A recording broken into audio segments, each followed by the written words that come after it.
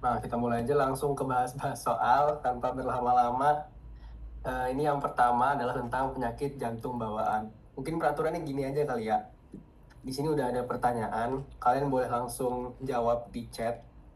Nanti setelah itu baru kita bakal bahas bareng-bareng. Oke, setuju supaya kerasa kayak CBT lah. Salah nggak apa-apa. Tapi yang penting kalian ada kemauan untuk menjawabnya. Oke, nih kita baca ke soal yang pertama.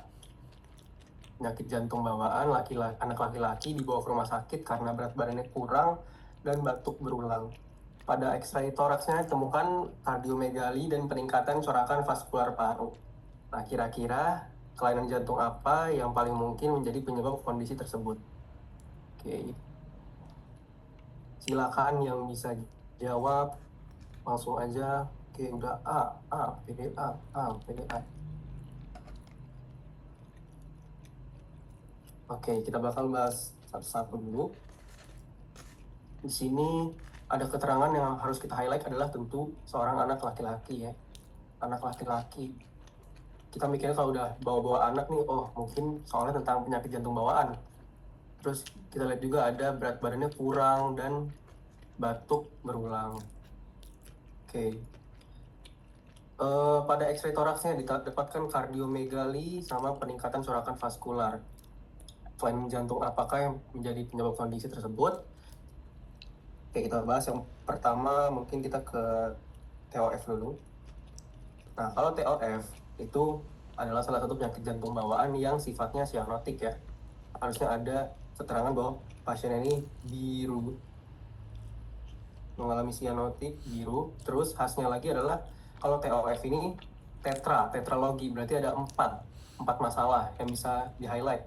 Yang pertama itu ada RVH, right ventricular hypertrophy, ada pulmonal stenosis, terus ada overriding aorta, sama satu lagi itu ada VSD. Nah, kalau bahas tentang tetralogi ovalo, berarti adalah keempat ini, yang mana X-ray toraksnya bakal khas banget, yang namanya boot shape ya. Sedangkan di sini bilangnya cuma kardiomegali, nggak ada keterangan dia ada biru. Terus ya udah itu aja paling yang harus kata-kata kunci yang harus disimpan kalau bahas tentang TOF. Nah, terus kita bahas ke ASD. Kalau ASD dia tanda-tandanya adalah wide split S2. Jadi bunyi jantung keduanya tuh kedengeran kayak kebagi dua, dan itu jaraknya agak cukup wide, agak panjang gitu jaraknya. Sebenarnya ASD ini juga bisa bikin kardiomegali juga, terus bisa bikin peningkatan corakan vaskular juga. Tapi yang bikin tapi di sini ada keterangan hipertensi pulmonal. Nah, biasanya kalau hipertensi pulmonal itu dikaitkan sama adanya pembuluh darah yang vasokonstriksi ya, vasokonstriksi.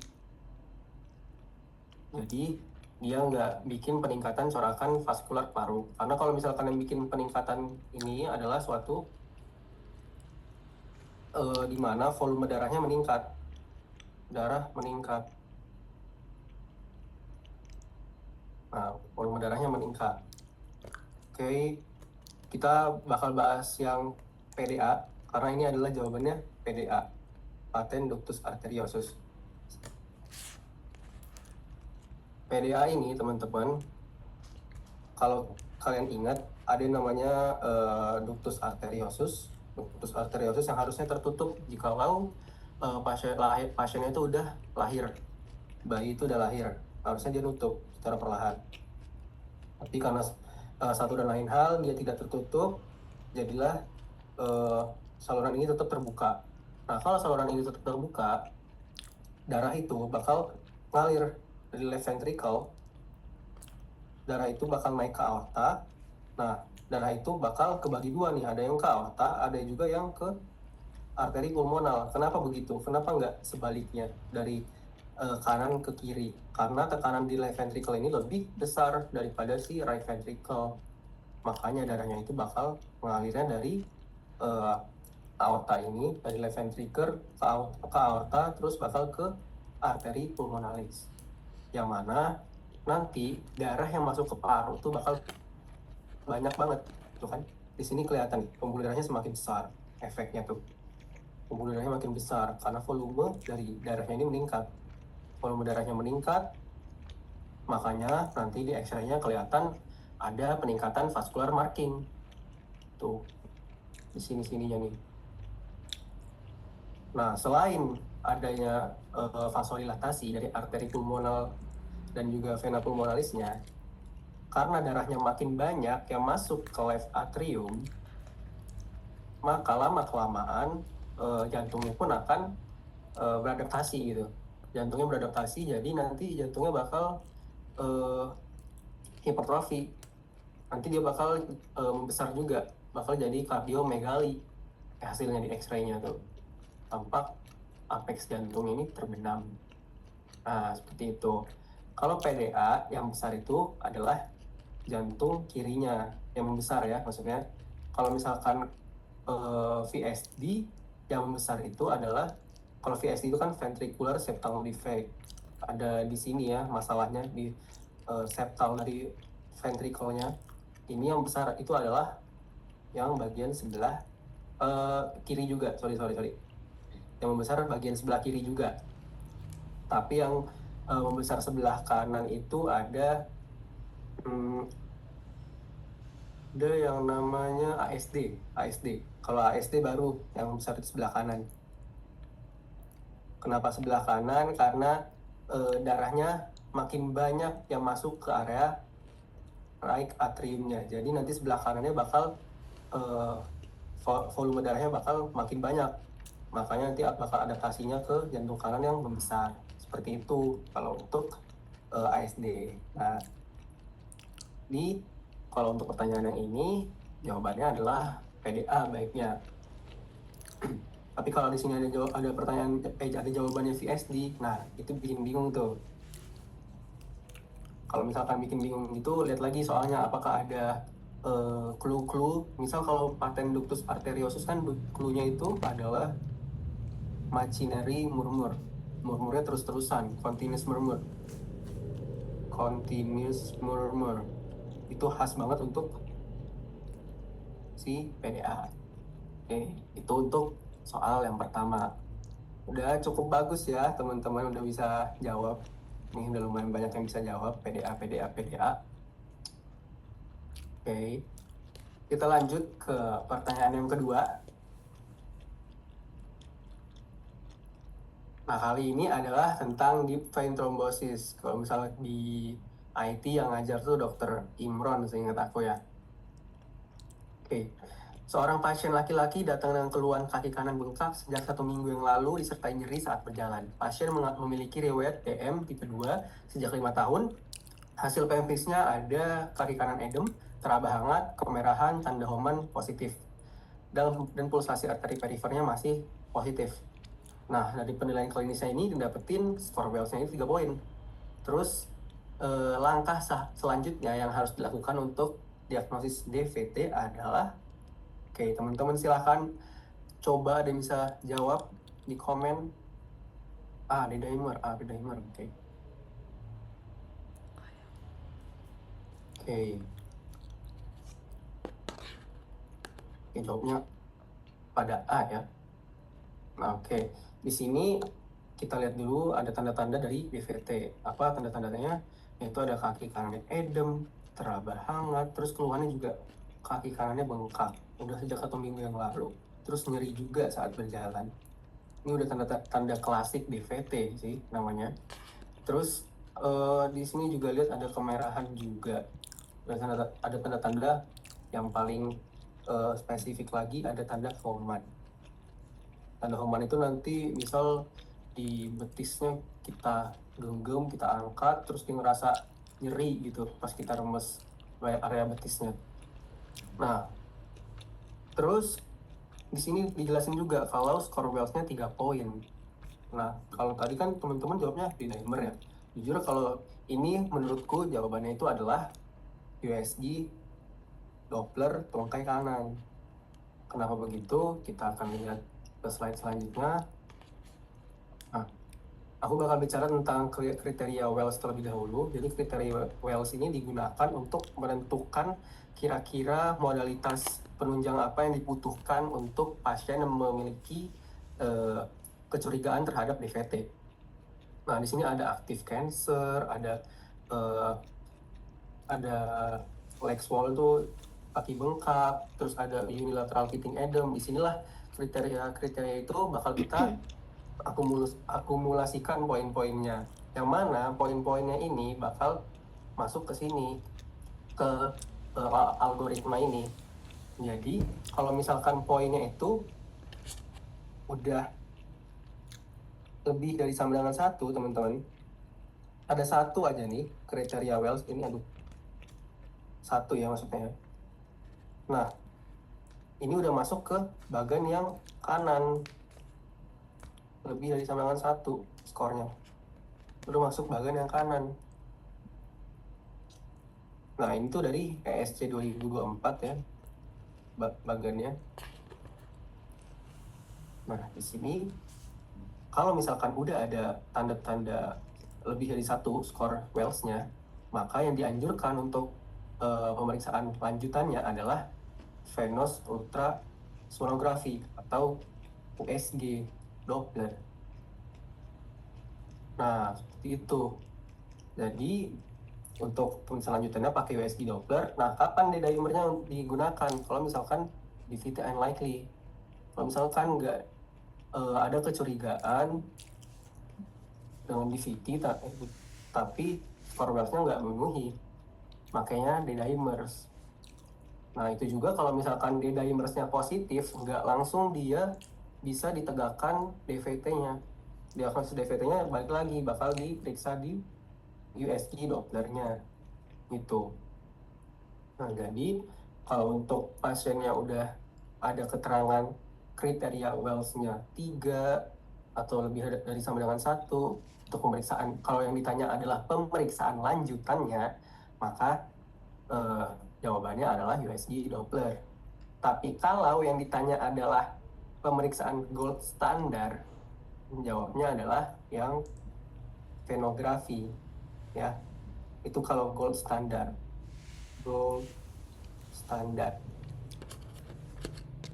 Nah, tapi kalau yang ini jawabannya USG Doppler. Nah,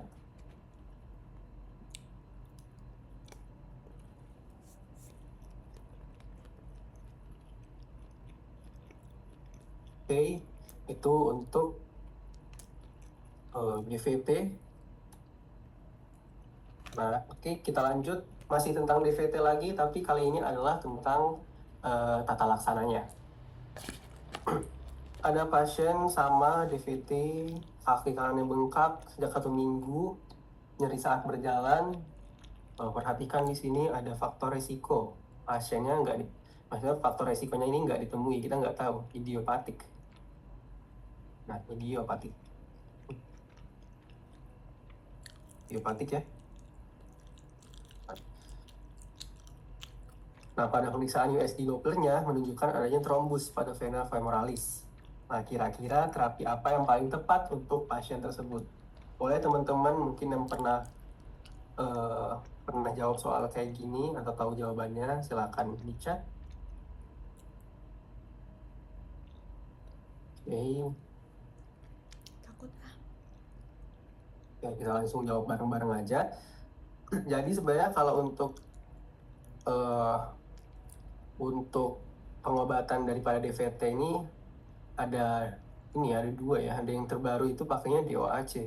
DOAC itu direct oral antikoagulan yang terbaru.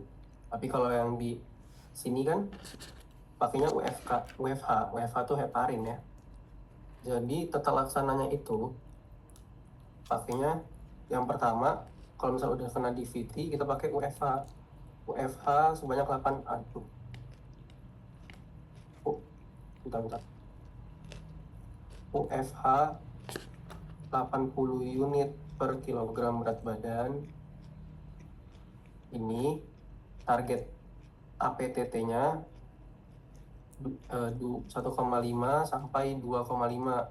APTT itu apa? APTT itu Active Prothrombin Time. Jadi dia yang mengukur kalau misalkan APTT-nya ini makin tinggi itu bakal resiko pasiennya itu kena perdarahan. Gitu. Makanya dijaga supaya nggak terlalu tinggi. 1,5 sampai 2,5 targetnya dalam 6 jam. Terus WFH ini sediaannya cuma ada lewat infus. Kalau misalkan pasien mau pulang kan nggak mungkin ya dibawa-bawa, makanya di bridging ke warfarin.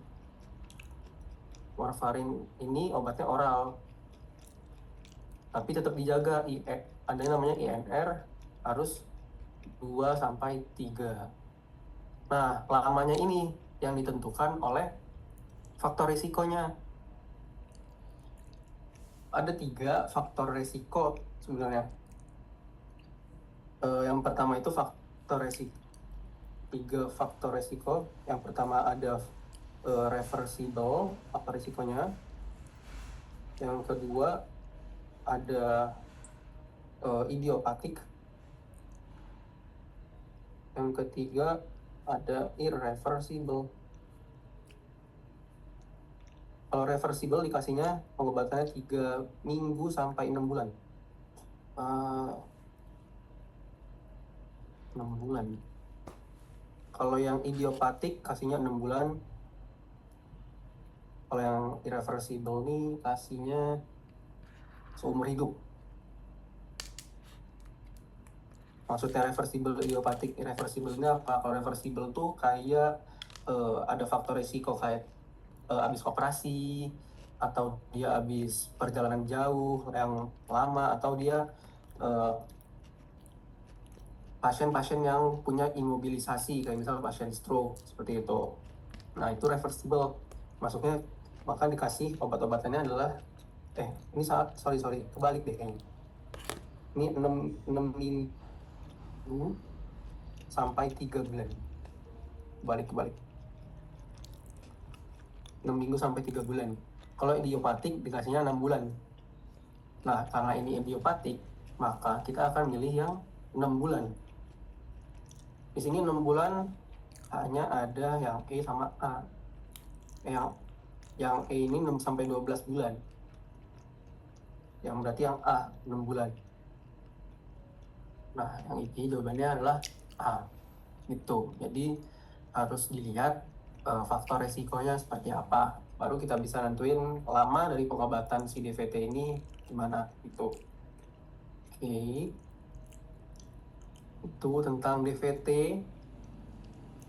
Jawabannya yang A. Kita lanjut ke bagian EKG, teman-teman. Nah, ini gampang aja sebenarnya, gambaran EKG di samping menunjukkan bahwa adanya apa? Oke, silakan dijawab teman-teman yang tahu.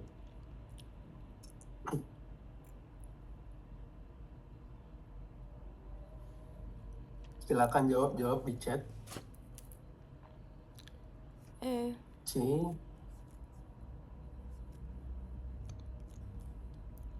Oke. Dari gambaran EKG ini yang bisa kita highlight adalah si V1-nya sebenarnya. Coba kita lihat di V1. Kita lihat di V1-nya. R-nya cukup tinggi. Kalau normalnya itu kalau di V1 gelombang S-nya sebenarnya yang harusnya dalam. Tapi di sini R-nya malah tinggi. Kalau normalnya nggak setinggi itu. Terus di sisi lain itu kita lihat juga aksisnya ya. Yang paling gampang sih nentuin aksis. Karena ini CBT teman-teman, kita harus cepat gitu bacanya ya. Kita lihat dari aksisnya, kita lihat bagian 1 AVF, mana AVF-nya positif, satunya negatif, tapi AVF-nya positif, defleksinya, makanya dia aksisnya itu kan RAD. Nah iya, RAD, right axis deviation, berarti ada masalah nih di bagian jantung kanannya, entah dia hipertrofi. Dan ini kita lihat lagi di V1-nya. Di V1 kita lihat wah R-nya tinggi sekali. Kalau misalkan kita menentuin ini ada right ventricular hypertrophy atau enggak,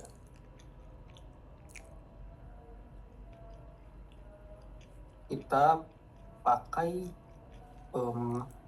rumus R dibagi S di V1 lebih dari sama dengan 1. Di sini kita lihat dari kotak besarnya aja deh. Ada 1, 2, 3 sih sama ini ya, 3. Sedangkan kalau S-nya di sini cuma kelihatan ada 1, 2, 2,5 lah. Nah, berarti 3 dibagi 2,5 kan lebih dari 1 lah ya, lebih dari 1. Di situ kita udah tahu berarti memenuhi kriteria untuk RVH. Nah, berarti gambaran EKG di samping ini menunjukkan kriteria RVH. Oke, pas yang di. Nah, masuk. Ya udah banyak sih yang jawab deh ya. Nice.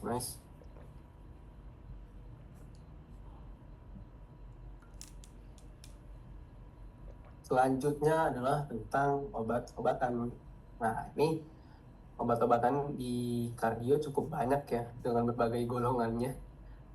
Tapi di sini kita observasi dulu satu-satu. Ini valsartan golongannya apa?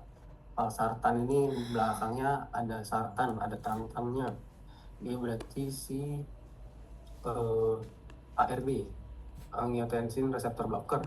Amlodipin, ada pin-pinnya nih. Amlodipin, nifedipin, berarti dia CCB yang golongan DHP. Propanolol, ada lololnya, berarti BB, beta blocker. Spironolactone, ini dia MRA, mineraloid reseptor antagonis. Bisoprolol tetap BB dia, beta blocker. Diltiazem, CCB, DHP. Nah, oke. Kalau untuk antihipertensi yang dikontraindikasikan pada asma itu adalah obat-obatan yang kerjanya di reseptor beta. Kenapa? Reseptor beta ya, beta blocker berarti antara C sama D. Kenapa? Karena kalau di asma itu kan di saluran paru tuh ada namanya reseptor B ya, reseptor beta juga, reseptor beta 2 ya, beta 2, yang mana reseptor ini tuh penting untuk orang-orang yang mengalami asma. Kalau misalkan dia ada asma, reseptor ini diblokir, bisa aja asmanya bakal kambuh atau pengobatan asmanya bakal susah gitu. Reseptor B2 namanya. Nah, kira-kira dari kedua beta blocker ini kan nggak mungkin jawabannya ada 2 ya, pasti cuma 1. Nah, di sini udah banyak yang jawab juga. Jawabnya C. Nah,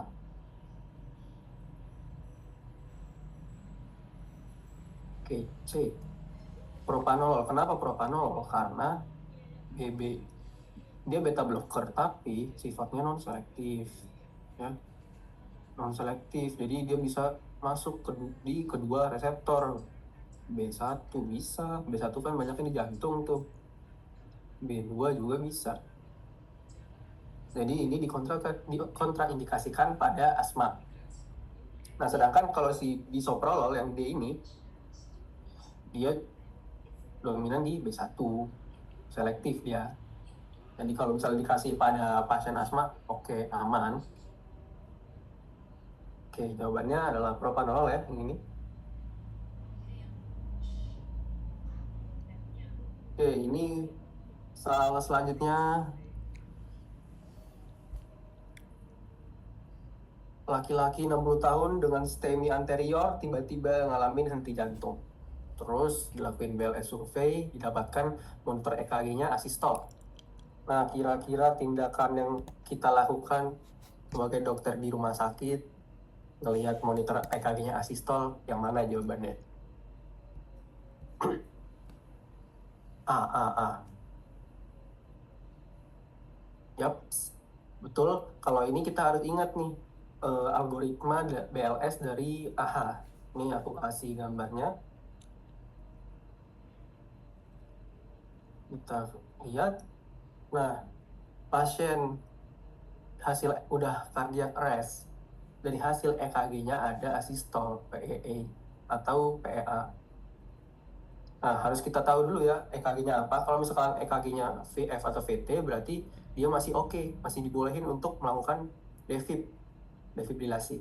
Kalau misalkan hasilnya itu asistol atau PA, PA ini adalah gelombang EKG selain VF atau VT. Misal AFib kelihatannya, berarti dia masuk ke bagian si PA. Dan itu nggak bisa kita kasih defibrilasi atau shock. Makanya yang pertama kali kita kasih adalah epinefrin dulu. Epinefrin selama 3-5 menit baru di CPR. Seperti itu. Jadi jawabannya untuk yang ini adalah yang A. Tapi kalau misalnya ditanya nih, misal jawabannya itu cuman ada yang misal option A, segera lakukan CPR. Option B, berikan epinefrin. Nah, kira-kira milih yang mana? Yang A atau yang B? Kalau ditanya, tindakan pertama yang dilakukan. Tindakan pertama yang utama untuk dilakukan. Nah, yang B. Nah, ya benar. Karena sesuai di algoritma AHA-nya, yang harus dikasih cepat itu adalah epinefrinnya. Jadi kalau misalkan dikasih pilihan cuman antara CPR atau epinefrin, kita pilih yang epinefrinnya dulu. Seperti itu. Oke.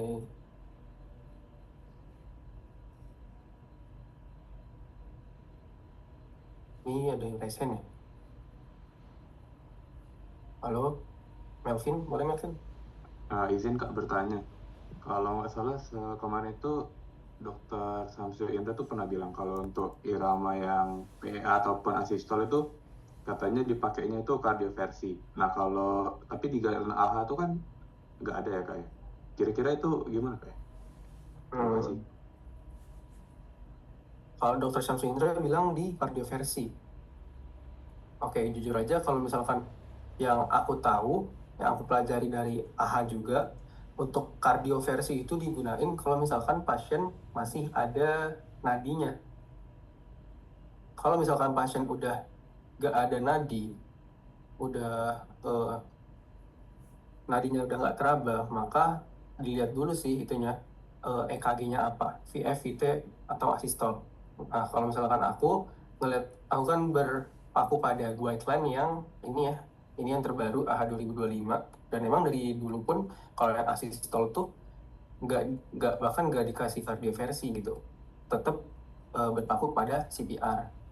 Nah, jadi kalau aku sih jawabnya CPR ya, karena dari AHA. Tapi Dokter Syamsudra aku nggak tahu ya, mungkin entah apakah ada salah penyampaian atau ada hal lain yang dimaksud, kita nangkepnya nggak salah gitu. Jadi ya itu sih paling Melvin. Emang Dokter Samsu ngomongnya gimana tuh? Oke Kak, mungkin apa aku yang salah gitu kali. Soalnya dokternya tuh bilang kayak waktu dia kan nentuin irama yang shockable sama enggak kan. Kalau yang shockable kan PF sama VT tanpa nadi. Kalau dia bilang VT dengan nadi sama, entah beneran atau enggak yang tadi PA sama asistol tuh dibilang kardioversi, tapi mungkin aku salah gitu kan. Terima kasih Kak. Iya, kalau kardioversi sih kasihnya kalau 120 Joule ini buat atrial fibrilasi, VT, tapi masih ada nadi ya. Itu dan unstable. Kalau unstable kan dia ada nyeri dada gitu. Nah, Cindy raise hand juga. Gak apa-apa sih, cuma menambahkan aja. Jadi kalau untuk tata laksananya, menurut aku harus banget dikasih epinefrin untuk yang asistol dengan PA dibandingkan dengan PT atau VF yang dikasih dengan defibrilasi. Itu karena balik lagi ke irama dasarnya. Jadi cardiac arrest ini kan kita bisa bilang kalau dia beneran nggak punya nadi, nggak punya itu kan, nggak punya nafas. Jadi jantungnya itu kalau PEA definisinya itu adalah aktivitas listriknya masih ada, tapi kontraksinya udah nggak ada, makanya nggak teraba nadinya, makanya dia masuknya ke algoritma cardiac arrest. Nah, kalau dia udah nggak ada nadi, kita defib dengan listrik, ibaratnya jantung udah berhenti kerja, tapi kita tetap paksain dengan listrik, itu malah nggak ngembalin kontraksi jantungnya. Makanya kalau dia udah untuk irama lain yang udah nggak ada nadi, tapi termasuk PA itu kan artinya iramanya masih ada tapi nadinya nggak ada, jadi aktivitas listriknya masih ada, cuman kontraksinya nggak ada. Makanya kita kasih obat-obatan yang untuk memperkuat kontraksi, salah satunya adalah epinephrine. Jadi kardioversi yang teransinkronisasi atau defibrilasi ini dipakainya ke irama-irama yang beneran berantakan untuk ngembaliin irama yang normal kayak VT sama PF. Jadi kalau kayak PEA itu aktivitas listriknya masih kayak berjalan normal, cuman nggak ada kontraksi ya, maka kita perkuat dulu pakai obat-obatan kayak epinephrine. Nah, itulah kenapa makanya di algoritmanya tuh disaranin epinephrine untuk obat-obatan yang PEA sama asistol. Sedangkan kalau yang VT dan VF, karena iramanya udah berantakan, kita kan mau balikin dulu iramanya, kayak ibaratnya nggak tertib irama jantung, jadi ditertipin dulu baru bisa kontraksi balik normal. Nah, itu masih ada tempat untuk namanya kardioversi yang teransinkronisasi, jadi nggak nunggu irama QRS dulu baru dia ngelakuin defib. Mungkin gitu, tapi nggak tahu ya kalau guideline lama, mungkin dari dokternya belum sempat update guideline, tapi dari dulu setauku begitu sih. Oke, boleh lanjut, balikin lagi ke Arkan. Lanjutin, Sin. Mungkin mau cabut deh. Oi, tanggung, woi. Serius, sumpah. Udahlah, ya. Oke, guys, selanjutnya bakal dilanjut sama Cindy. Semangat teman-teman, karena aku harus pergi terlebih dahulu. Sorry. Join lagi ya kan nanti kan. Oi. Ya. Oke.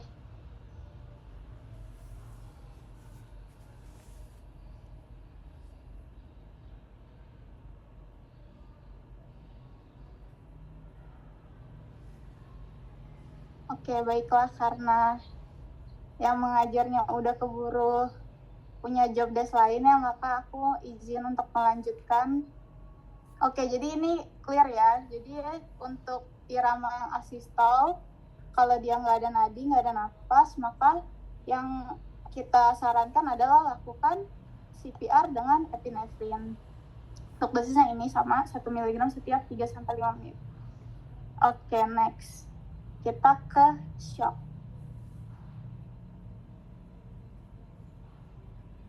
Aku belum lower hand.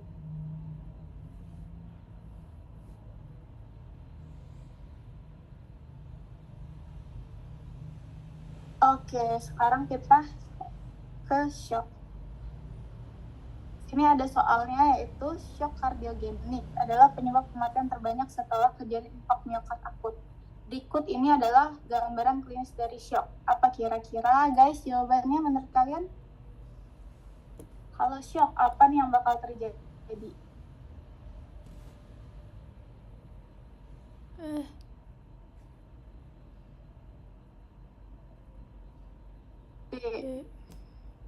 Lebih banyak terjadi setelah NSTEMI. Ada lagi jawaban yang lain?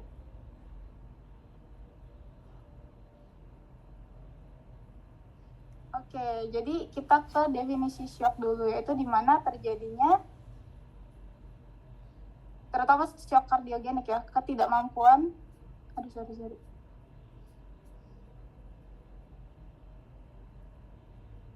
ketidakmampuan terutama yang disebabkan oleh jantung untuk memenuhi perfusi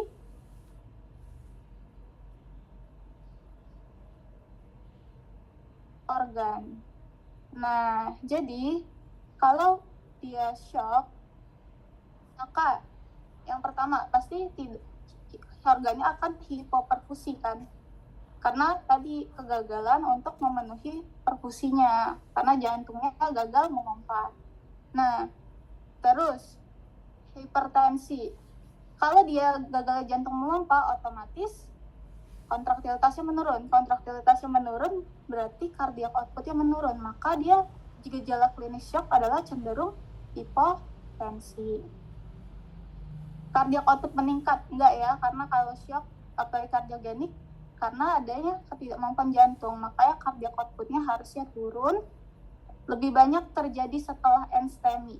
Bisa jadi NSTEMI ini menyebabkan shock kardiogenik, tapi enggak sebanyak itu dibandingkan dengan kasus-kasus yang lain. Dan yang terakhir ada denyut nadi yang menguat. Nah ini benar ya, jadi denyut nadinya akan menguat karena tadi perfusi organnya menurun, menyebabkan diaktifkannya lah sistem baik itu RAAS atau sistem simpatis yang kemudian akan menyebabkan kenaikan darah untuk mengkompensasi shocknya. Jadi yang benar adalah yaitu di mana denyut nadinya cenderung akan menguat. Oke, kita next ke soal selanjutnya. Di sini ada seorang laki-laki usia 30 tahun mengeluh nyeri dada kiri sejak 12 jam yang lalu. Dia mengalami batuk pilek sejak 5 hari yang lalu nih. Ada batuk pileknya 5 hari yang lalu dan nyeri dada kiri 12 jam yang lalu. Setelah melakukan pemeriksaan fisik, dokter membuat gambaran elektrokardiogram. Didapatkan hasilnya adalah adanya 12 lead ST elevasi. Kira-kira apa yang terjadi pada pasien ini? Ada jawaban yang lain? Oke, kita coba lihat ya. Yaitu mengenai, ada pembahasannya. Sorry. Oke, perikarditis. Jadi perikarditis, namanya aja perikarditis. Diambil dari perikardium dan itis, yang artinya peradangan pada perikardium.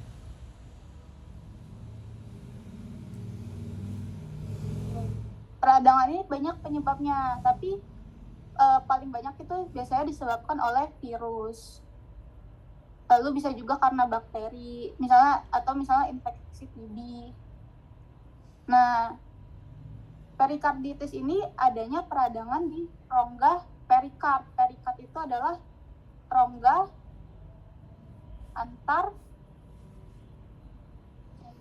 antar pelapis jantung.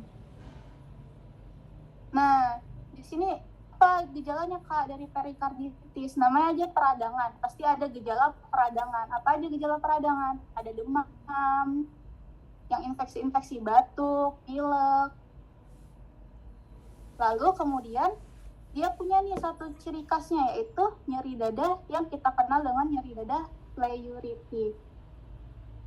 Nyeri dada pleuritic itu nyeri dada yang kayak rasanya terbaret gitu, tersayat, jadi nyeri banget. Itu karena adanya peradangan di perikardiumnya yang bisa disebabkan oleh virus, bakteri, atau infeksi-infeksi lainnya.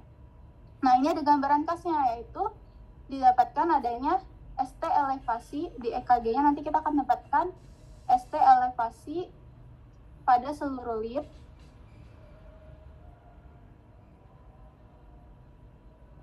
Disertai dengan adanya PR segmen depresi.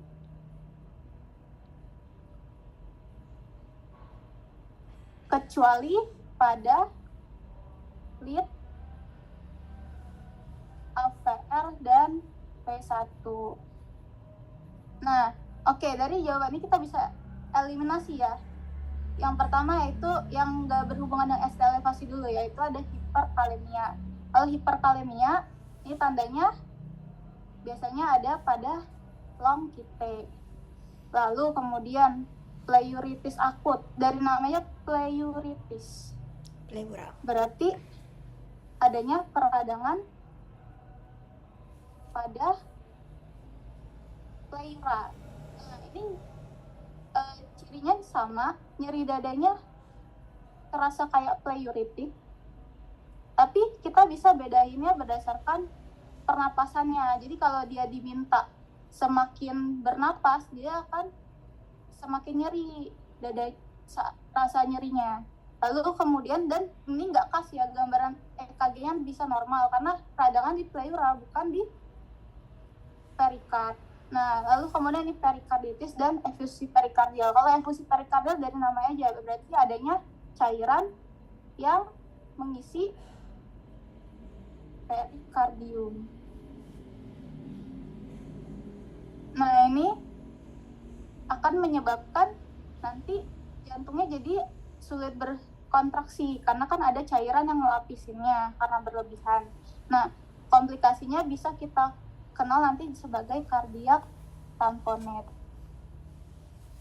Tapi EKG-nya ini EKG-nya tetap normal. Jadi dari kasus ini didapatin nih, dia ada nyeri dada kiri, lalu batuk pilek, ada tanda infeksinya, demam, batuk pilek, nyeri dadanya pleuritik, disertain biasanya dengan gejala-gejala peningkatan saraf simpatis ya, kayak diaforesis, terus palpitasi, berdebar-debar. Nah, itu biasanya khas pada infark miokard. Jadi kalau di sini kita temuin di soalnya ada nyeri dada disertai dengan tanda infeksi, apalagi dapatkan EKG dapetin adanya ST elevasi di seluruh lid, maka kita bisa bilang itu adalah perikarditis akut. Oke. Next, udah benar ya, udah banyak yang benar jawabannya. Kita ke soal selanjutnya. Nah, dari soal ini nih, kira-kira jawabannya apa? Manakah penyebab berikut yang bersangkutan mengenai perikarditis akut? Ayo. Ada yang tahu jawabannya?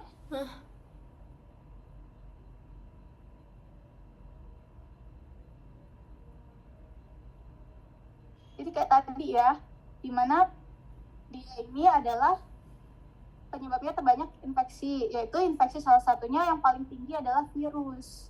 Nah, lalu kemudian dia juga karena dia infeksi, otomatis dia akan merespon terhadap obat-obat antiinflamasi. Makanya salah satu tata laksana perikarditis kita bisa kasih yang namanya adalah NSAID.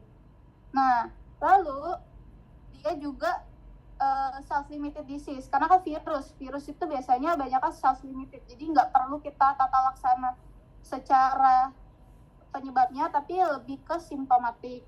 Nah, lalu kemudian lebih banyak kalau secara epidemiologi memang lebih banyak pada laki-laki dibandingkan perempuan. Ya, ini berkaitan dengan hormonalnya aja sih. Kalau perempuan tuh ada namanya estrogen yang berfungsi sebagai antiinflamasi, dan makanya jadinya kebanyakannya lebih banyak terjadi pada laki-laki. Jadi A benar, B benar, C benar, D benar, maka semua jawaban di atas benar. Oke. Nah, ini ya, idiopatik. Tapi kalau infeksi penyebab paling seringnya adalah virus, terutama ini nih virusnya, Coxsackie ataupun E. coli. Nah, lalu kemudian ini bisa infeksi-infeksi lainnya, atau bisa karena post-miokard akut. Ada yang tahu apa disebutnya perikarditis yang terjadi karena infark miokard? Yaitu kalau kita kenal yang ada namanya adalah Dester syndrome. Jadi ciri khasnya dia ini adalah adanya perikarditis sekitar 2 minggu sampai beberapa bulan yang terjadi setelah kejadian ACS misalnya. Itu tuh karena adanya, tadi kan dia terjadi ACS, maka sel-sel di jantungnya mati. Nah, sel jantung yang mati itu akan mengaktifkan respon imun. Nah, respon imun itulah yang menyebabkan peradangan pada selaput perikardnya yang kita kenal sebagai perikarditis. Oke, ini dan yang lain-lain, misalnya uremia, obat-obatan juga bisa, ataupun keganasan. Oke. Tata laksana ini ya, tata laksana penyebab dan antiinflamasi. Nah, NSAID, aspirin, dan kita bisa kasih simptomatiknya berupa analgesik. Untuk dosisnya bisa dilihat di sini aja. Biasanya kalau yang paling sering dipakai itu colchicine.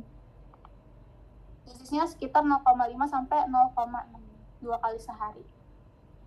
Oke, jadi ini ya gambaran EKG-nya. Kita bisa lihat di sini adanya ST elevasi ya. Kita bisa lihat nih di lead ini ST elevasi. Terus di sini juga ada ST elevasi, ST elevasi, ST elevasi, ST elevasi. Jadi hampir semua lead ada ST elevasi. Dengan disertai PR segmen depresi. Jadi ST-nya meningkat nih, tapi PR-nya agak nurun.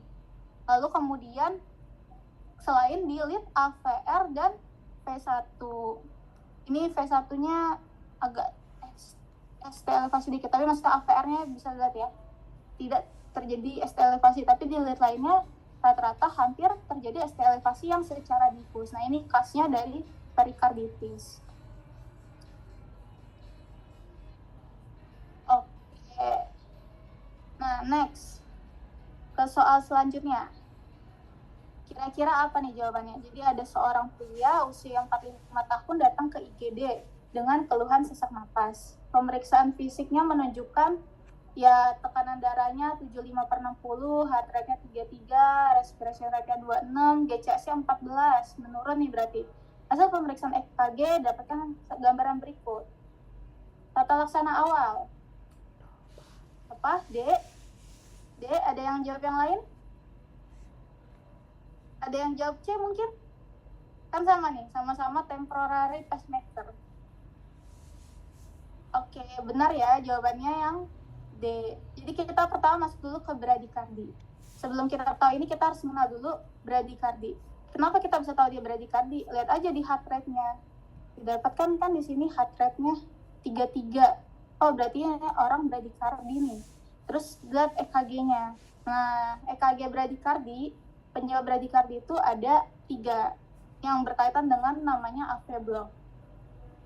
Jadi, AV block ini ibaratnya adanya blok di nodus AV. Akibatnya apa? Akibatnya sinyal yang harusnya diluruskan dari SA node ke AV itu kan mengalami blok.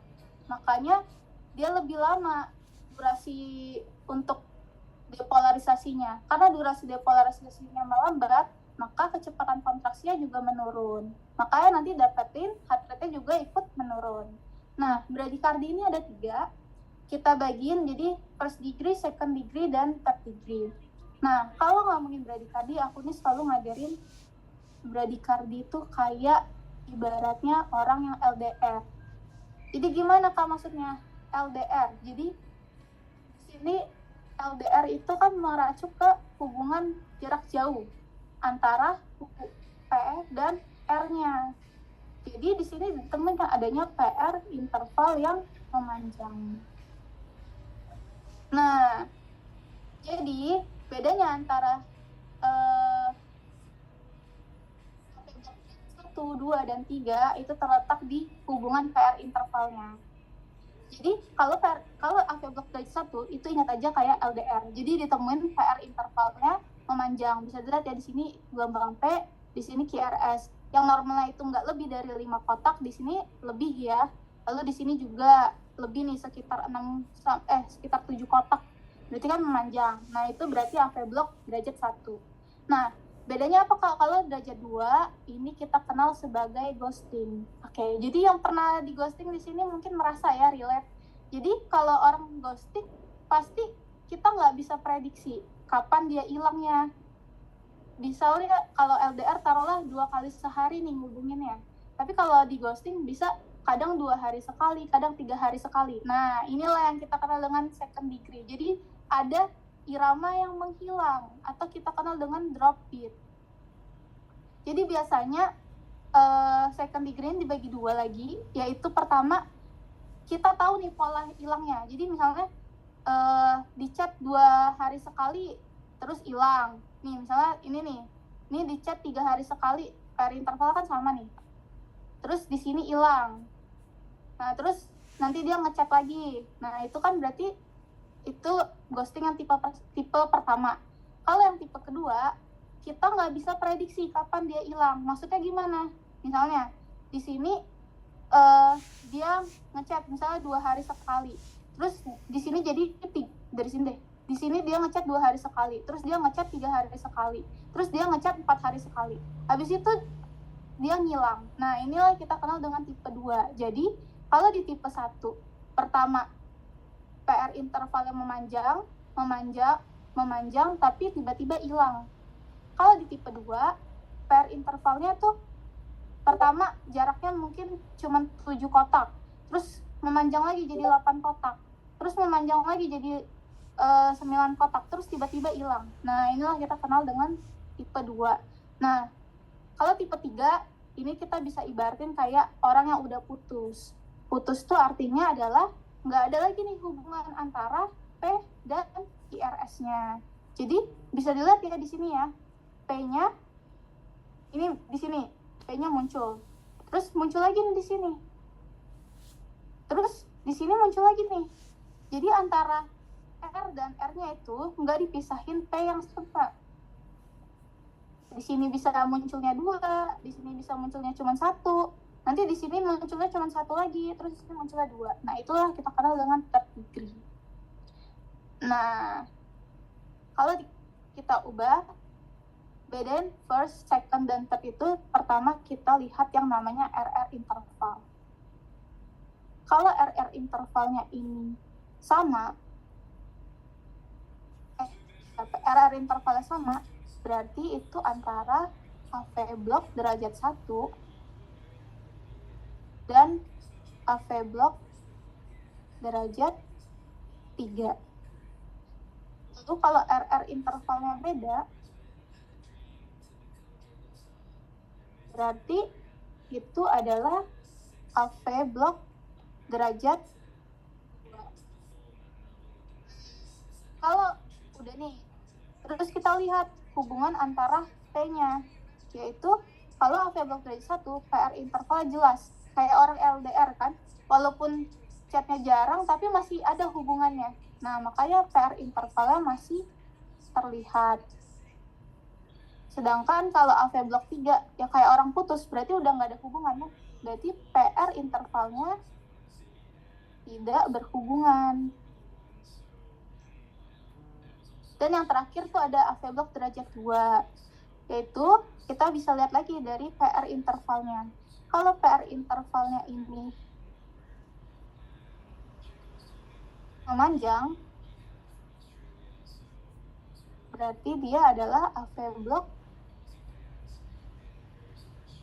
tipe 2 derajat 1. Nah, kalau di sini PR intervalnya konstan, maka kita bisa bilang dia AV blok tipe 2 derajat 2. Terlihat ya, di sini lihat RR intervalnya dulu. Kalau RR intervalnya sama, oh berarti antara derajat 1 atau derajat 3. Dan nih, terus selanjutnya kita lihat PR intervalnya. Oh, di sini PR intervalnya konstan nih. Di sini sekitar 7 kotak, di sini 7 kotak, di sini 7 kotak, di sini 7 kotak. Maka itu adalah AV blok derajat 1. Kalau derajat 3, PR intervalnya nggak berhubungan. Jadi di sini muncul P, terus di sini muncul P lagi. Terus di sini muncul P lagi. Jadi P-nya nggak konstan hubungannya dengan R-nya. Nah, itu adalah derajat 3. Kalau derajat 2, terlihat ya PR intervalnya berbeda. Nah, ini panjang nih. Nah, ini juga nih, nggak konstan PR intervalnya. Terus kita, RR intervalnya. Terus kemudian kita lihat PR intervalnya. Nah, di sini, oh ternyata PR intervalnya nih memanjang nih dari bit kedua, terus bit ketiga, terus ada drop bit. Oh, berarti dia tipe 1. Kalau dia sama, konstan nih. Dari sini, konstan, terus di sini hilang. Nah, ini berarti adalah tipe 2. Nah, kalau udah tahu jenis AV bloknya apa, kita masuk ke tata laksananya. Yaitu, pertama, kita tentuin dulu kalau dia itu beneran adanya AV blok. Lihatnya dari mana, Kak? Lihat aja heart rate pasiennya kurang dari 60. Nah, berarti kan bradikardi nih. Terus kita akses lah, ya kayak biasa, CAB kan. Kita jaga patensi jalan udaranya, napasnya, kita kasih oksigen, dan kita beri EKG. Kita lakukan EKG. Udah nih, dilakukan EKG. Oh, dapat. Dia ternyata AV blok derajat 1, 2, 3, segala macam. Yang selanjutnya kita lihat adalah, pertama kan tadi tentuin AV bloknya. Kalau udah, kita lihat apakah dia stabil atau gak stabil. Nah, stabil gak stabil nih, kita lihat dari di sini nih. Nah, ini tanda-tanda gak stabil. Tanda gak stabil itu kita bisa kenal sebagai, kalau aku selalu ingatnya Tuhan ya. Kalau pasien gak stabil, dia akan mendekatkan diri pada Tuhan. Tuhan berarti ada tanda shock, terus unconsciousness, nggak sadarkan diri, terus hipotensi, terus angina. Angina nih khas ya, nyeri dadanya seperti tertindih gitu. Kalau nyeri dada pleuritic, nyeri dada seperti tersayat, berarti nggak masuk ke kriteria ini. Lalu terakhir, ini adalah akut lung edem, akut lung edem, dan yang terakhir ada nyeri dada angina. Nah, kalau ada salah satu aja tanda dari ini, berarti kita bisa bilang pasiennya nggak stabil. Nah, kalau kita udah tentuin nih, pasien stabil dan nggak stabil. Langkah selanjutnya adalah, kalau stabil kita kasih farmakologis. Kalau dia nggak stabil, maka kita kasih obatannya yaitu TPM, transcutaneous pacemaker. Nah, jadi dari sini kita balik ke kasus ini lagi. Ada seorang pria 45 tahun, didapetin heart rate 33. Kecatat. Ternyata 33 nih. Oh, berarti dia bradikardi kan? Bradikardi, kita lihat EKG-nya. Oh, ternyata beneran bradikardi. Kenapa bisa lihatnya? Ya lihat aja. Ini nadinya pertama lambat. Heart rate-nya juga turun.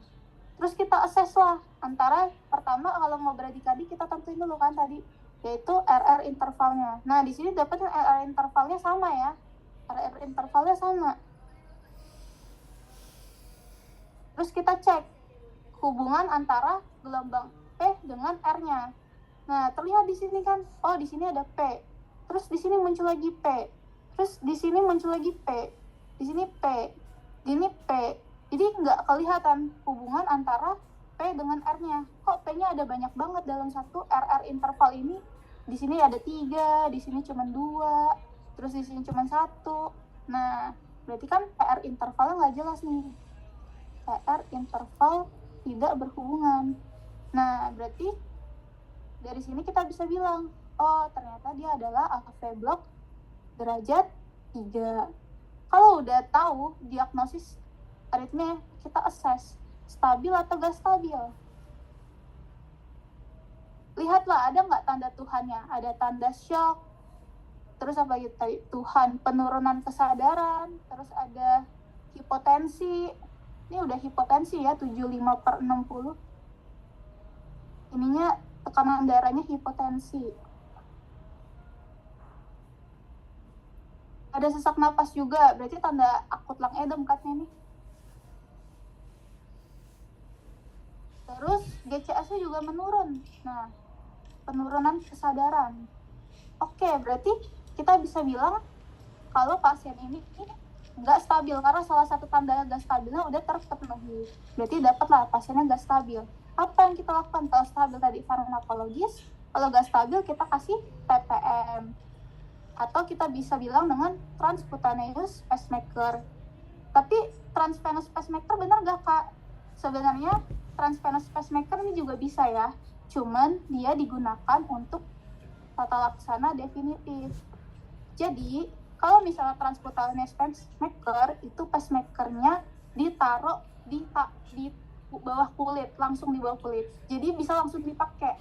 Sedangkan kalau transvenous pacemaker itu tuh harus ngelewatin jalur vena dulu, jadi dimasukin tuh pacemakernya lewat misalnya vena-vena yang gede di badanmu, terus nanti dia masuk ke IVC atau SVC, superior vena cava, inferior vena cava, baru dia lakuin namanya di setrum tuh, biar derajat bloknya biar bloknya tuh hilang. Nah, itu kita kenal transvenous. Tapi ini nggak bisa dalam kondisi yang nggak stabil, karena kita harus stabilisasi pasiennya dulu. Makanya yang dipilih pertama kali untuk AV blok derajat 3 adalah transcutaneous pacemaker. Jadi jawabannya yang D. Kalau sulfasatropin dipakainya buat apa? Dipakainya untuk AV block derajat 1 dan bit 1. Jadi dia nggak bisa dipakai untuk AV block derajat tinggi, karena kan sulfasatropin ini kerjanya di yang kita kenal kayak SA node atau AV node. Sedangkan kalau AV block derajat 3, masalahnya itu bukan di AV node-nya lagi, jadi di distal dari AV node-nya. Makanya pemberian sulfasatropin intinya nggak mempan kalau dia di jenis AV block derajat 3, tapi dia bisa dikasih kalau nggak stabil di AV block derajat 1 atau Mobitz tipe 1. Nah, kalau observasi, ini kan observasi ya nama lainnya. Ini dipakainya kalau dia AV block derajat 1 dan Mobitz 1 yang stabil. Nah, kalau yang derajat 3 nggak stabil, kita langsung kasih namanya adalah transcutaneous pacemaker. Dopamin ini adalah second line dari misalnya bisa dari atropin. Jadi nggak jadiin pilihan pertama. Oke, itu untuk bradikardi. Oke, next kita masuk ke ini. Kalian apa jawabannya? Ada seorang laki-laki 45 tahun ke IGD karena tidak bisa berjalan disebabkan kelemahan separuh tubuh. Gejalanya udah mengarah ke stroke ya. Terus pada pemeriksaan klinis dapatkan hemiparesia dextra spastik dan hemihipetesis dextra. Riwayat diabetes mellitus, ada penyakit jantung juga. Pada CT scan kepala dapatkan gambaran hipodens pada kapsula interna sinistra. Vital sign-nya ya meningkat ya, tekanan darahnya 150, heart rate 100, terus nadinya 80. Nadi sama heart rate. Apa bedanya? Mungkin ini maksudnya nadi. Lalu suhunya 36,5. Terus ditanya, penyakit jantung apa yang mungkin dialami oleh pasien? Kenapa A? Benar ya, A. Jadi kita balik ke sini. Nah, jadi salah satu ini ya jenisnya ada yang namanya atrial fibrilasi. Atrial fibrilasi itu apa, Kak? Nah, ini kita lihat bedanya. Misalnya, pada irama jantung normal, sinyal itu kan dialirin dari SA node ke AV node. Lalu dia ke bundle His, kiri, kanan, lalu ke serat Purkinje. Nah, jadi ibaratnya dari SA node ke AV node tuh sinyalnya dihentiin dulu di AV node. Jangan masuk dulu semuanya, biar kasih ke waktu untuk atriumnya bisa berelaksasi. Nah, sedangkan pada atrial fibrilasi, sinyalnya ini banyak dari berbagai tempat karena munculnya yang kita kenal dengan fokus-fokus ektopik. Bisa banyak penyebabnya, tapi intinya adalah ada nih banyak fokus-fokus ektopik, atau misalnya ibaratnya fokus ektopik itu irama listrik yang nggak normal, yang seharusnya nggak ada jadinya ada. Nah, karena adanya banyak fokus ini, dia berusaha ngambil alih kerjaan si SA node. Semuanya pengen berkontraksi duluan. Udah, kasih aku duluan di sini. Jadi setiap tempat pengen kontraksi. Akibatnya apa? Kalau kita kenal dengan siklus jantung, itu terdiri dari sistolik dan diastolik. Jadi ada periode dia mengkontraksikan dan ada periode relaksasi. Kalau semuanya ngalamin ibaratnya kontraksi, maka nggak ada dong yang bisa keluar ke sini. Karena semuanya berebutan tempat gitu kan untuk melakukan kontraksi. Akibatnya apa? Akibatnya darahnya stasis di sini. Kalau kalian kenal dengan DPT tadi, ada respirasi kan salah satunya stasis. Nah, itulah yang menyebabkan cenderung terbentuknya trombus. Trombus yang terbentuk di sini nanti bisa lepas nih. Kalau dia misalnya terbentuk di atrium kiri, maka dia kan akan ke ventricle kiri. Dari ventricle kiri terus dia akan ke seluruh tubuh, salah satunya ke sirkulasi otak dan juga sirkulasi sistemik. Nah, oleh karena itu, pada pasien DVT ini cenderung terjadi pembentukan trombus ini yang kalau lepas. Nah, ini contoh tempatnya yang paling sering yaitu di left atrial appendage. Jadi kayak ibaratnya ruang ujung jantung gitu yang kayak di tepi-tepinya. Nah, itu akan cenderung terbentuk trombus. Dia lepas, kalau trombusnya lepas akan masuk ke sirkulasi salah satunya otak yang menyebabkan terjadinya stroke. Karena itu pada pasien atrial fibrilasi itu kita kenal dengan CHA2DS2 score. Jadi harus dihitung CHA2DS2 score-nya. Fungsinya untuk apa? Hitung CHA2DS2, lupa tulisannya gimana ya, score. Jadi untuk melihat apakah dia perlu atau tidak pemberian antiplatelet untuk mencegah pembentukan trombusnya. Nah, oleh karena itu nih, dari sini bisa dapatkan ya, kalau dia ada gejala stroke, manifestasinya ada stroke. Terus kemudian ini juga ya ada penyakit penyertanya, DM sama penyakit jantung yang bisa menyebabkan salah satunya tadi muncul irama yang ektopik. Nah, di CT scan-nya juga jelas dia ada gambaran terjadinya stroke. Lalu kemudian penyakit jantung apa kira-kira yang dialami? Berarti jawabannya adalah yang paling mungkin adalah fibrilasi atrium. Kalau congestive heart failure ini biasanya komplikasinya bisa banyak ya, salah satunya bisa shock atau cardiac arrest. Nah, kalau patent foramen ovale, jadi kalian perlu kenal struktur jantung sebelum dia menutup. Jadi waktu dia dari embriologi, antara atrium kiri dengan atrium kanan ini dipisahin oleh septum kan. Tapi sebelum septum ini menutup, ada yang kita kenal sebagai foramen ovale. Nah, kalau waktu kecil, waktu kamu di kandungan, darah kamu tuh ngalirnya bukan dari kiri ke kanan, tapi dari kanan ke kiri. Nah, dari sini dia nggak bisa kan masuk ke paru, karena waktu masih embriologi parunya itu belum terbentuk sempurna. Akibatnya akan gimana? Darah yang dari kanan ini dia akan masuk ke kiri lewat yang kita kenal foramen ovale ini. Jadi kalau misalnya foramen ovale masih terbuka, dia akan memberikan defek di septum antara atrium kanan dan kiri. Jadi adanya defek pada septum atrium. Nah, kalau rheumatic heart disease sudah pada pinter lah ya. Itu adanya autoimun. Atau kita kenalnya dengan molecular mimicry terhadap infeksi ABHS, grup A beta hemolyticus. Nah, kalau katup mitral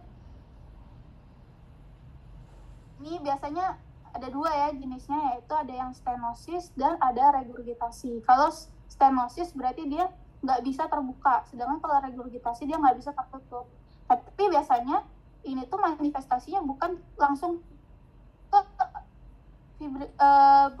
ke stroke, tapi bisa aja ke gagal jantung, komplikasinya. Tergantung tingkat keparahannya lagi. Jadi dari opsi ini yang paling mungkin jawabannya adalah fibrilasi atrium. Oke. Sampai sini ada yang mau ditanya? Kalau nggak ada, kita lanjut ke materi selanjutnya, yaitu penyakit jantung koroner. Oke, kita mulai nih dari seorang laki-laki usia 50 tahun datang ke IGDRS dengan keluhan sesak napas. Riwayat sesak baru pertama kali dirasakan pasien. 12 jam sebelumnya pasien mengalami nyeri ulu hati. Namun pasien tidak berobat. Dari pemeriksaan dapatkan tekanan darah yang normal, nadinya sedikit menurun ya. Terus respiration rate-nya meningkat, lalu oksigennya 90%. Terus JVP-nya meningkat, ada rompi basah halus di kedua paru. EKG-nya ada AV block nih, dengan kita AV block total dengan ST elevasi inferior. Ronsennya ada corakan berengkau vaskular, ekokardiografi, ejection fraction-nya masih 55%, berarti masih bagus ya. Karena EF normal tuh 40-49 normalnya. Berarti ini masih bagus lah. Terapi apa yang tepat pada kasus ini? Kira apa? Ada yang C, ada yang A ya. Ada jawaban yang lain? Apa ya?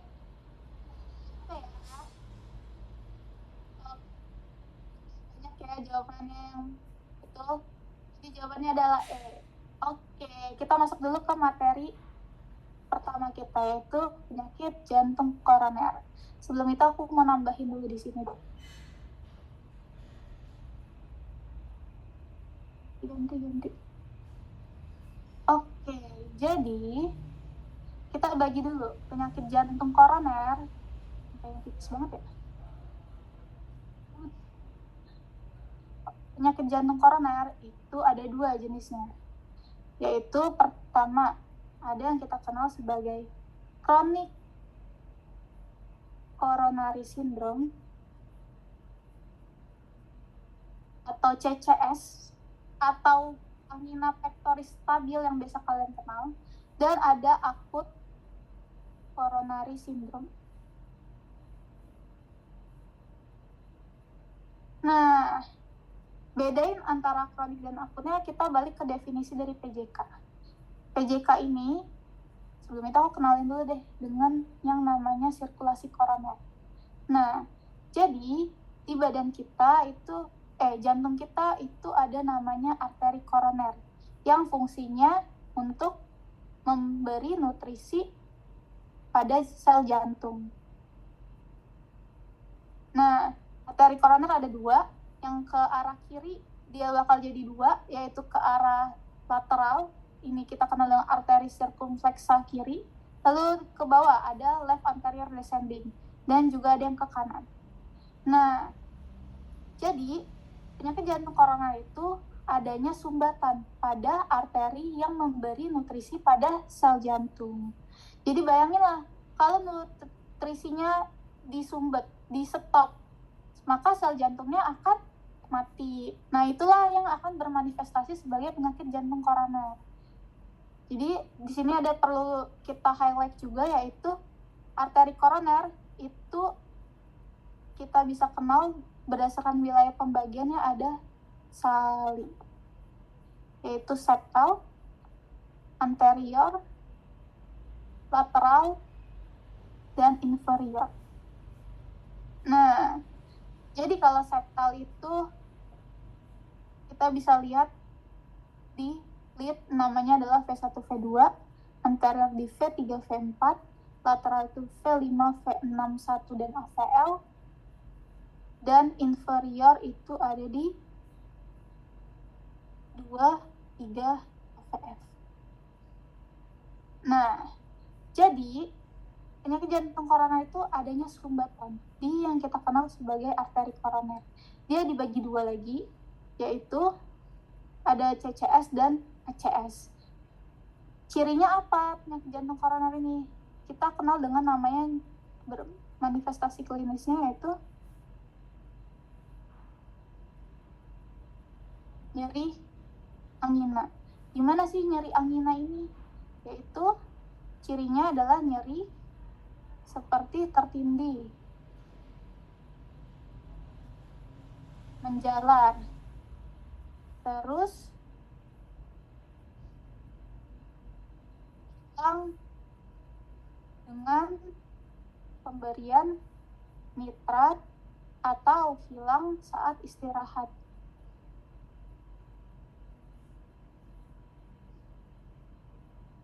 Nah, jadi kalau dapetin kasus pasien datang dengan nyeri dada seperti tertindih, beban berat, disertai dengan misalnya ada kenaikan tambahannya, misalnya adanya palpitasi, berdebar gitu.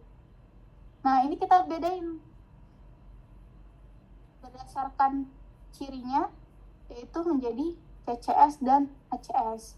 CCS itu yang kita dengan APS, dan kalau ACS itu kita bagi 3, yaitu ada UAP, ada NSTEMI, dan ada STEMI. Nah, CCS itu dasar patofisiologinya adanya sumbatan di arteri koroner, tapi sumbatan yang parsial. Jadi arteri koronernya nggak tertutup sepenuhnya sama sumbatan. Ibaratnya kalau ini adalah arteri koroner, sumbatannya tuh paling segini. Nah, apa yang akan terjadi kalau ada sumbatan? Misalnya normalnya yang ngalir darah adalah segini nih, 500. Tapi karena ada sumbatan, yang ngalir tuh mungkin sekitar cuman 350. Akibatnya apa? Akibatnya saat kebutuhannya meningkat, kebutuhan oksigen jantung meningkat, dia akan menyebabkan tadi nyeri dada, angina, baru dia akan bermanifestasi.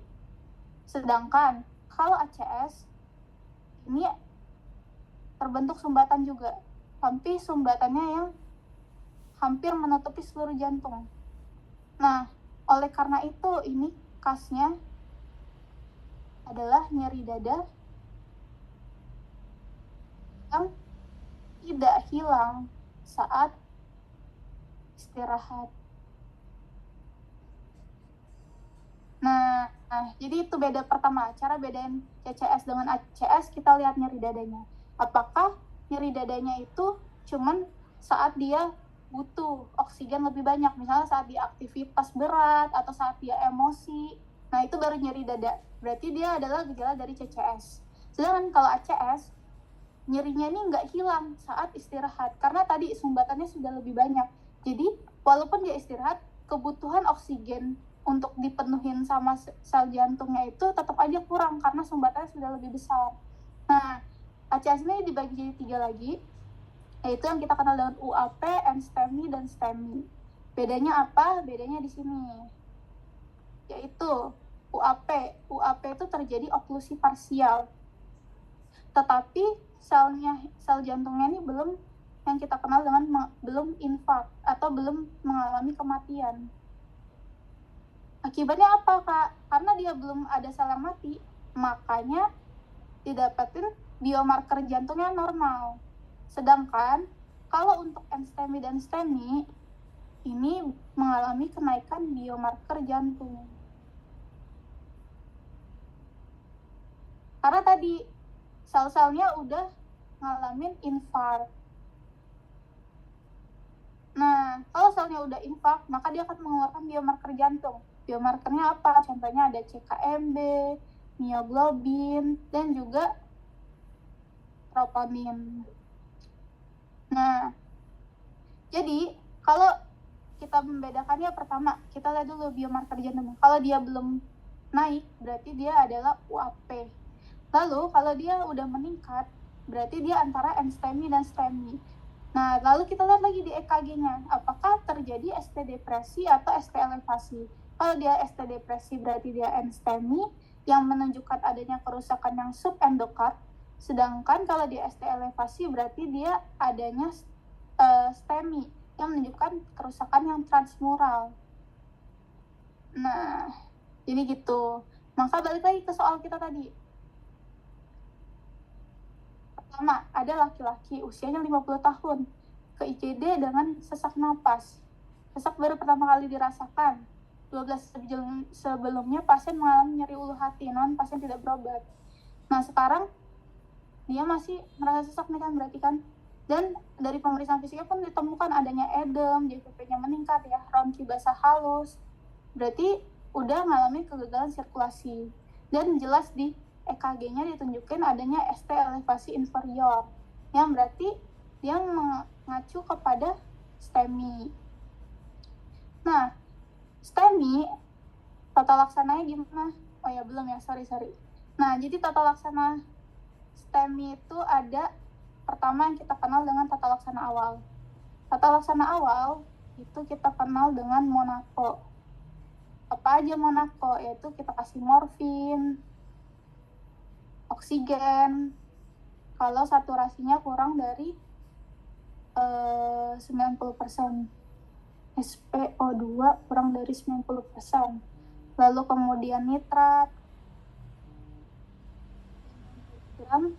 terus ada aspirin, sama clopidogrel. Udah nih, tata laksana awal udah.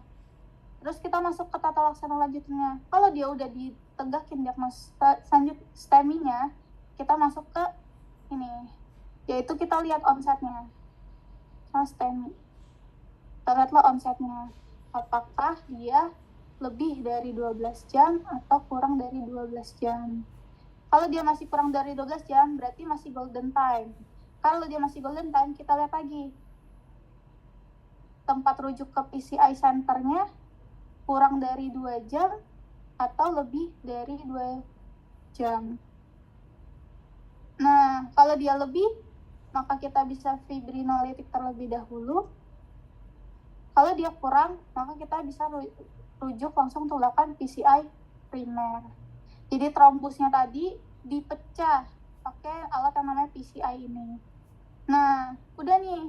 Maka tadi kan udah nih, tegak diagnosisnya, didapetin adanya nyeri dada yang anginan. Nggak kasih sebenarnya ini, tapi ini merujuk ke sana. Terus adanya ST elevasi. Maka diagnosis klinisnya tegak, ditambah adanya EKG ST elevasi. Maka kita bisa memberikan tata laksana pertama kalinya yaitu PCI, lalu kemudian oksigen. Sebenarnya saturasinya belum di bawah 90, jadi sebenarnya belum perlu, tapi karena di sini opsinya seluruhnya pakai oksigen, berarti kita pakai oksigen. Lalu primary PCI. Nah, terus untuk tata laksana AV block-nya kan udah nih, kita didapat dia juga AV block. Maka kita lihat kondisinya stabil atau nggak stabil. Di pasien ini kan ada nih akut lung edem, contohnya sesak napas, terus kemudian di ininya juga JVP meningkat, ronki basah halus, berarti ada akut lung edem. Berarti nggak stabilnya positif nih. Maka kita lakukan AV block yang nggak stabil tadi. Kalau nggak stabil, maka kita kasih pacu jantung. Nah, untuk simptomatik dari ininya, kita kasih, untuk sesaknya kita kasih diuretik. Maka kita pilihnya yang oksigen, primary PCI, diuretik, dan pacu jantung. Kenapa nggak inotropik? Ya lihat aja, EF-nya masih bagus. Masih 55%, jadi belum perlu inotropik. Terus biasanya inotropik kan dikasih itu digoxin, di mana dia ada efek untuk memperlambat heart rate. Jadi nanti kalau heart rate diperlambat, AV block-nya makin parah dong. Makanya inotropik malah nggak disaranin di terapi ini. Kalau ini oksigen, primary PCI sama diuretik, tapi nggak ada pacu jantungnya untuk ngatasin AV block-nya ya. Jadi ini kurang tepat, jadi jawaban yang paling tepat adalah E. Nah, itu untuk STEMI. Oke, next. Soal selanjutnya. Kira-kira apa nih jawabannya? Ada seorang pasien usia 45 tahun hendak dipulangkan dari rawat inap. Setelah mengalami perbaikan dari serangan jantung yang dialami sekitar 9 jam lalu, obat oral apa yang sebaliknya diresepkan untuk mencegah pembentukan trombus?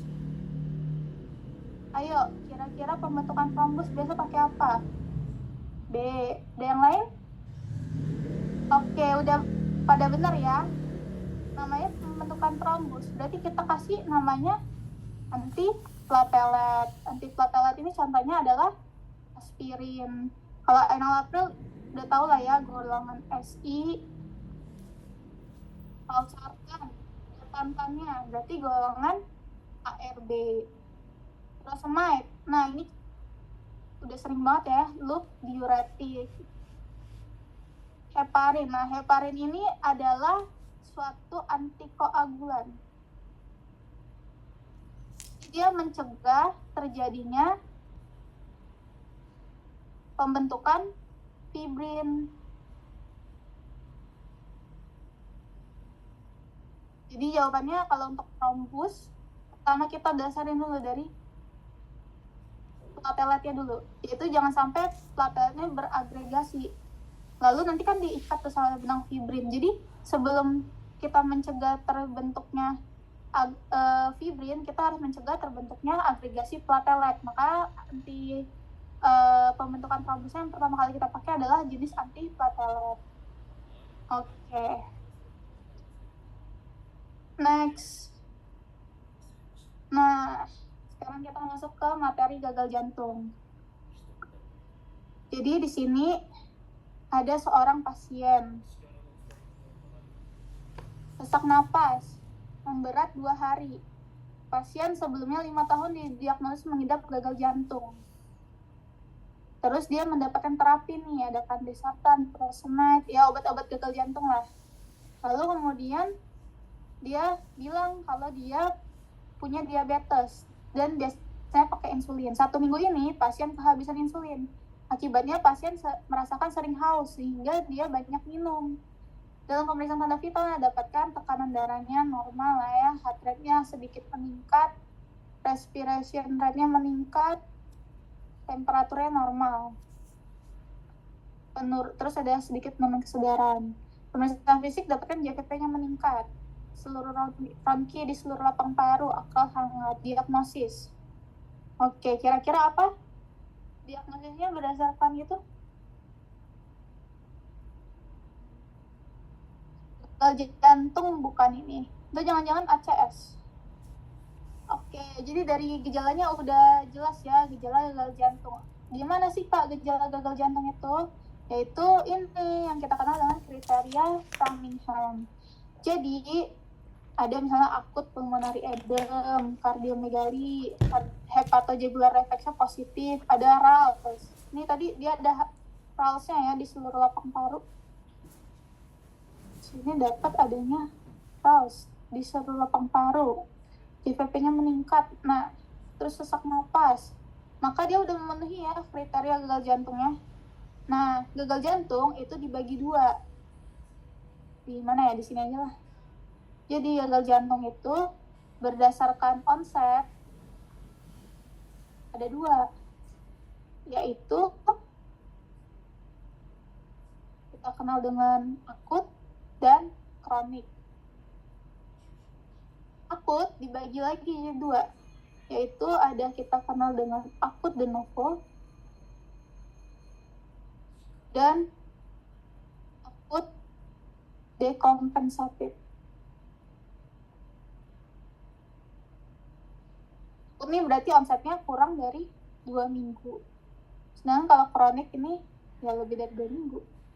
Terus akut de novo sama dekompensatif ini berdasarkan, kalau de novo ini berarti baru pertama kali muncul. Sedangkan kalau akut dekompensatif udah ada riwayat gagal jantungnya positif, tapi kambuh lagi. Riwayat positif. Nah, maka dari sini kita dapat ya, di mana dia ada sesak napas sejak 2 hari, berarti onsetnya akut. Terus sebelumnya telah didiagnosa menderita gagal jantung, berarti riwayatnya positif ya. Riwayat gagal jantung positif. Nah, lalu kemudian dia dapat perburukan lah, sesaknya semakin sesak. Lalu maka di sini diagnosisnya paling tepat adalah ya akut dekompensatif. Jadi dia sudah ada riwayat tapi gejalanya bertambah parah. Kalau CS, kalau chronic heart failure enggak ya, karena dari onsetnya aja udah lebih dari minggu. Kalau akut heart failure kurang tepat karena harusnya dibagi 2 lagi, jadi akut dekompensatif dan akut de novo. Kalau ACS ya ini khas ya, nyeri dada angina. Kalau sudden cardiac arrest ini banyak penyebabnya, salah satunya adalah itu tadi ACS dan bisa juga gagal jantung akut. Tapi yang pasti karena cardiac arrest harusnya nggak ada nadi dan nggak ada nafas. Nah, dari ini yang paling cocok adalah akut dekompensatif. Nah, tadi gagal jantung akut dibagi lagi nih klasifikasinya berdasarkan manifestasi klinisnya, yaitu yang kita kenal sebagai kriteria Forrester. Kalau kalian tahu, inilah yang disebut dengan kriteria Forrester. Nah, pertama dibaginya berdasarkan tanda adanya edem. Tanda edem tuh apakah? Nah, dyspnea, ortopnea. Lalu kalau tanda dan berdasarkan bagus atau tidaknya perfusinya ke organ-organnya. Contohnya apa? Contohnya misalnya dia ada oligouria, terus ada hipotermia, terus akralnya dingin, berarti tanda dari perfusinya yang jelek. Nah, berdasarkan itu maka dibedain jadi 4 macam, yaitu warm and dry, terus warm and wet, cold and wet, sama cold and dry. Prinsipnya adalah setiap gagal jantung kita harus perbaiki perfusinya dulu. Jadi, misalnya kalau dia keadaannya adalah cold and wet, jadi ditemuin akralnya dingin, terus tanda-tanda edemnya ada dyspnea, ortopnea, dan juga ada suara rales di parunya, berarti dia kan cold and wet. Maka kita harus naikin dulu pressure-nya. Biar kenapa? Biar nggak terjadinya hipoperfusi ke organ-organnya. Jadi kita harus ubah dia jadi warm and wet.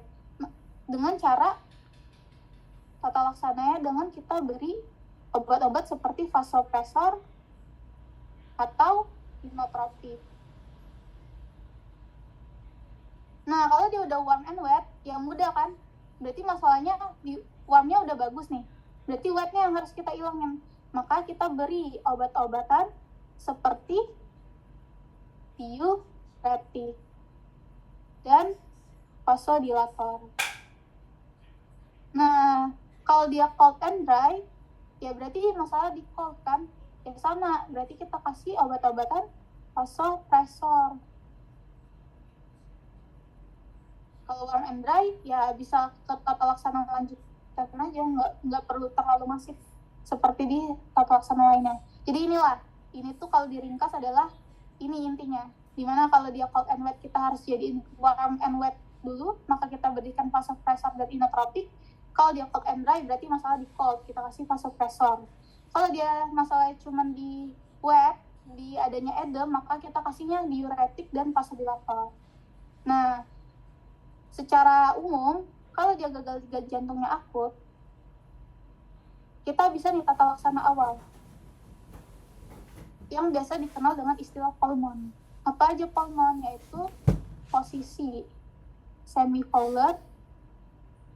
Jadi dibaringkan pasiennya 45 derajat, oksigen kalau saturasinya kurang dari 90%. Terus lasik ini nama lainnya dari furosemide, nama dagangnya furosemide. Terus morfin ini dipakainya kalau butuh aja ya. Kalau pakai obat-obatan lainnya enggak mempan. Dan yang terakhir ada nitrat sebagai vasodilator.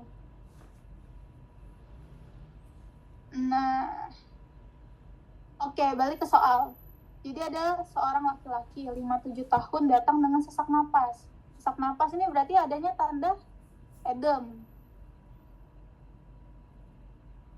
Jadi tipenya yang wet ya. Lalu kemudian dari pemeriksaan fisiknya ya didapatkan PP-nya meningkat, Ronki disuruh lapang paru, akralnya hangat. Nah, akral hangatnya tanda dari sirkulasinya. Berarti sirkulasinya nggak ada masalah. Berarti dia adalah dry. Berdasarkan kriterianya, dia digolongkan sebagai gagal jantungnya. Kok dry? Sorry. Hangat itu berarti warm. Nah, berarti dia warm and wet. Oke. Nah, alhamdulillah soal terakhir. Kita masuk ke soal terakhir. Ayo semangat di soal terakhir ini. Kira-kira apa jawabannya? Pengetahuan mengenai farmakoterapi. Hal yang tidak tepat mengenai penggunaan beta reseptor antagonis pada reseptor jantung. Kira-kira apa, guys?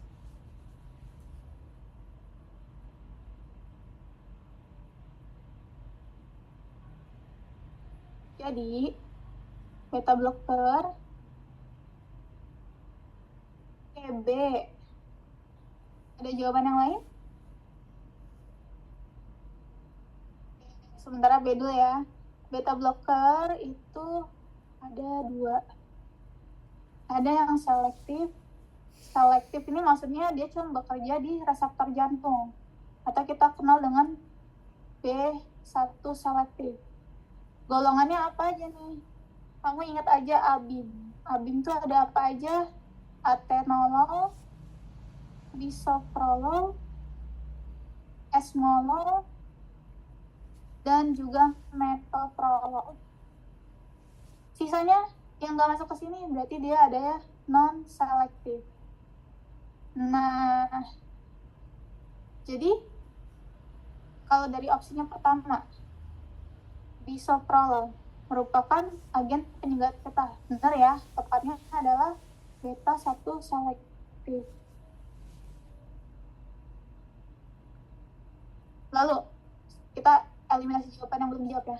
Memiliki efek meningkatkan perfusi ke miokard. Ini artinya perfusi ke miokardium, tadi ini balik nih ke fungsi dari arteri koroner.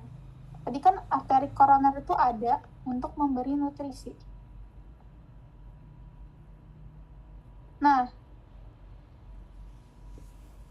arteri koroner ini dapat makanannya atau dia bisa diisi ketika fase diastolik. Jadi saat jantungnya berelaksasi, arteri koroner itu baru bisa diisi dengan darah. Karena kalau dia kontraksi kan dia akan cenderung spasme ya, karena ngikutin kontraksi dari jantungnya. Nah, makanya ketika kita memperpanjang periode diastoliknya diperpanjang, maka perfusi ke koronernya akan jadi meningkat.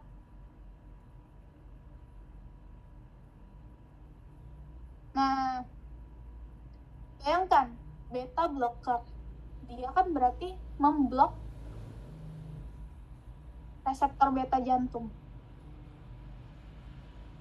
Akibatnya apa? Akibatnya terjadilah penurunan heart rate, terjadilah penurunan kontraktilitas.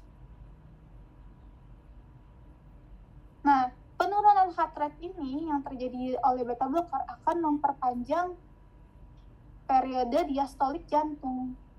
Akibatnya, perfusi ke jantungnya akan meningkat. Makanya ini benar ya, jadi dia memiliki efek meningkatkan perfusi ke miokardium. Lalu kemudian, kombinasinya dengan S, menurunkan angka mortalitas terutama pada gagal jantung akibat MCI. Jadi ini kalian harus kenal namanya dengan 4 pilar gagal jantung.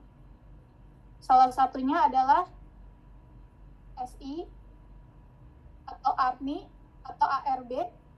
Lalu yang kedua ada MRA atau spironolactone contohnya. Lalu kemudian ada SGLT2 inhibitor. Contohnya ini adalah misalnya golongan obat dapagliflozin, enopigliflozin. Nah, itu termasuk SGLT2I. Sama satu lagi adalah golongan beta blocker.